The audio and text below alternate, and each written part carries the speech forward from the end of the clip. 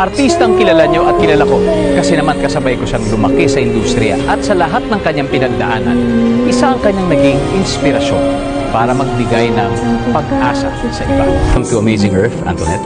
Kamusta? Ilang years ka rin tumira sa Amerika? Yes, thank you so much for having me. I actually lived in the States siguro nasa mga almost 15 years. 15 years? Pero pabalik-balik din yun. Marami ring taon na nasa Pilipinas, in between.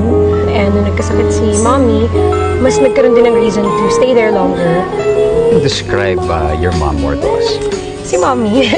Kaya namin siya pinangalan na Cora. Talagang gusto ko lang sana na matawag siyang Cora in honor of her. Nung ang dami ko nang inisip ko pa nga nung una, Corazon. Kasi ibig sabihin ng Corazon, heart, yun yung talagang pangalan. Unforgettable.